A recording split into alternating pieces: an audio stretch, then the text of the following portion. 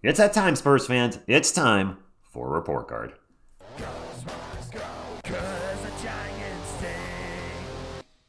What is up, San Antonio Spurs fans? Welcome to TSR Sports. Hope you had a great weekend, and I wish I did this yesterday, but I was at a comic show all day, so I couldn't get to it, but I'm doing it today.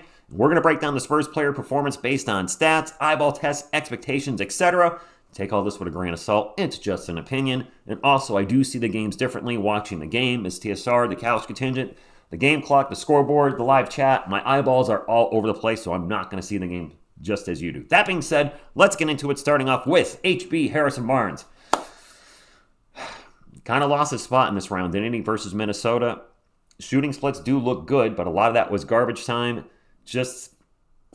If anybody's going to cut out of the rotation, if they do cut it down to a 9-man rotation, I do think Barnes is going to be the one that loses his spot. I'm going to give him a D. I expected more. And ever since the NBA Cup, it's just been kind of a downward trend for HB.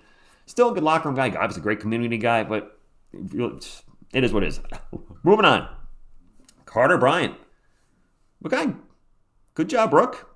He did struggle a little times with turnovers and fouls, and for whatever reason can't hit his free throws, but overall, Carter Bryant for a rookie, I was impressed with his performance. I'm going to give him a B, and he obviously has a lot of upside with his career with the Spurs. Stephon Castle. 20 points a game, about 6 boards, 6 assists. How those shooting splits? 55, 48, 78. The Timberwolves were daring Stephon Castle to shoot, especially in game number 6 where they had Rudy Gobert on Steph, and he just kind of left him open in three-point line, and Steph said, okay.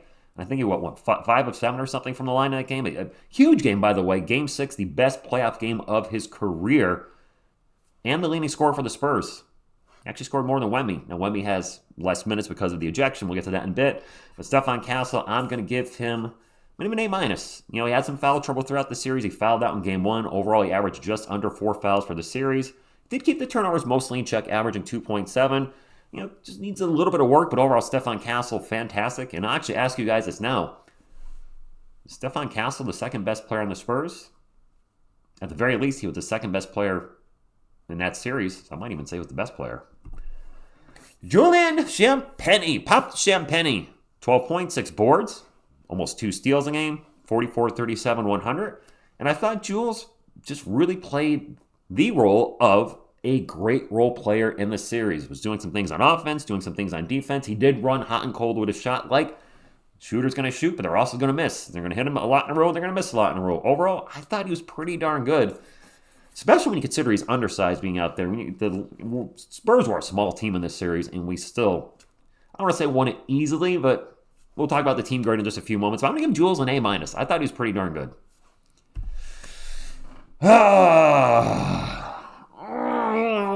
I didn't want to do this one. Fox, 18 points, 3 boards, 5 assists. Did not shoot well in the series, 43, 32, 80. He was phenomenal in game number 6. But if you take game number 6 out, 1 through 5 were not so great, where he shot only 38, 23, 78. A lot of folks in his post-game interview kind of sounded like it too.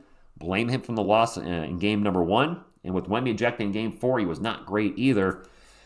This was really hard to grade too because I know watching the games, the Timberwolves were defending him very well and trying to stop him, but also you are supposed to be the second best player on the team. When Wemby's out, we're expecting you to take over with game number 4 with us having a chance to win that game and just the team collapsing, not be able to get a shot, and Fox breaking shots left and right. It's tough to grade, and my grade's going to be lower because of the expectations, and he obviously struggled in the series at times. It's right there. A disappointing D+. I expected so much more. I wasn't expecting to score 20 points a game on splits of like 50, 50, 90 or something crazy, but man, he plays a little better in game 1. The Spurs win the series.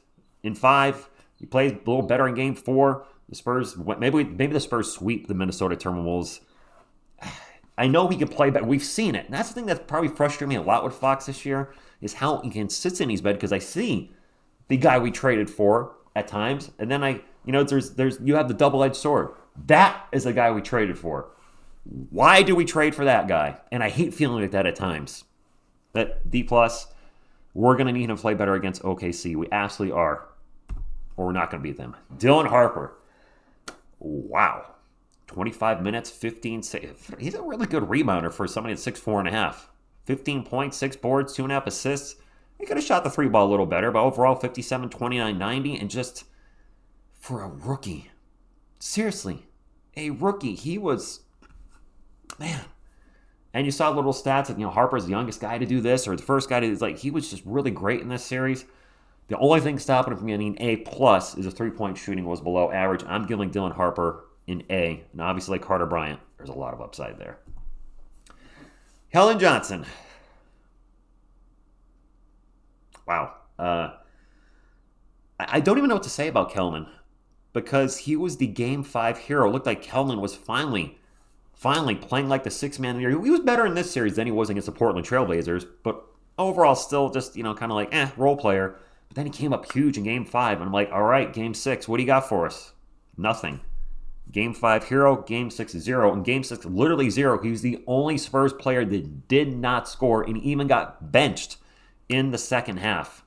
I would give him an A for game number 5, an F for game number 6, which averages an out and a C. Because he was better in this series than he was against Portland, overall I'm going to give Keldon Johnson a C+. Still waiting for him to have a string of a couple big games. Again, we'll need it against the Thunder. Luke Kornet.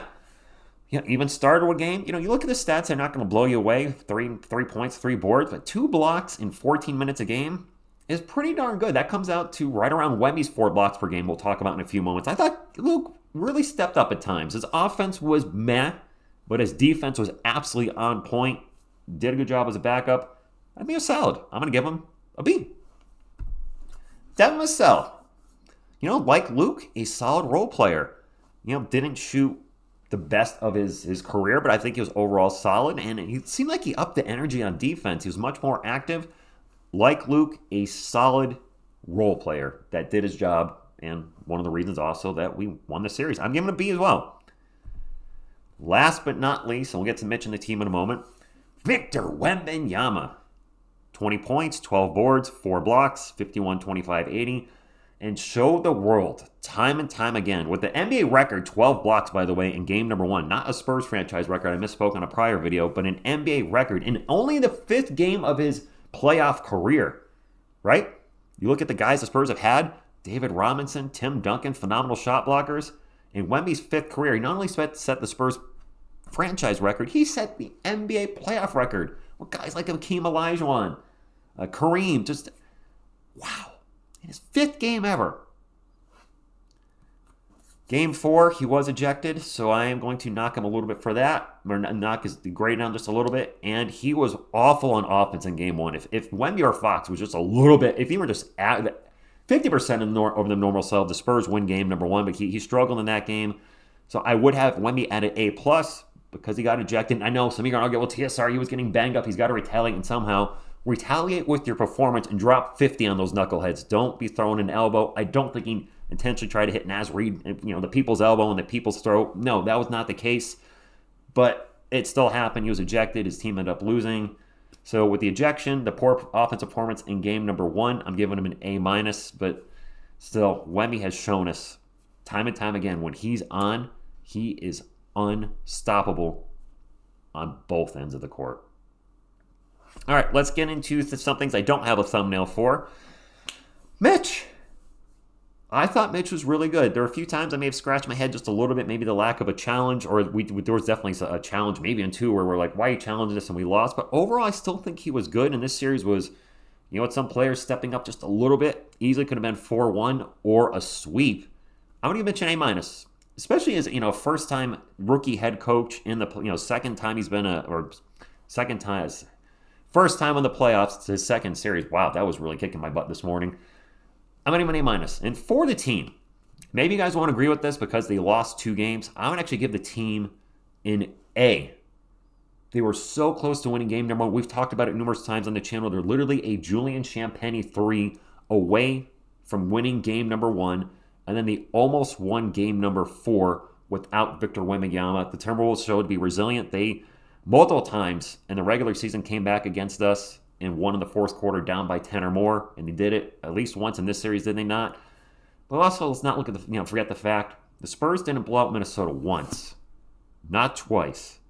They blew out the Timberwolves 3 times in this series, showing that when they're on, they can beat any team in the NBA, including the Oklahoma City Thunder, who they have already beat 4 times to 1.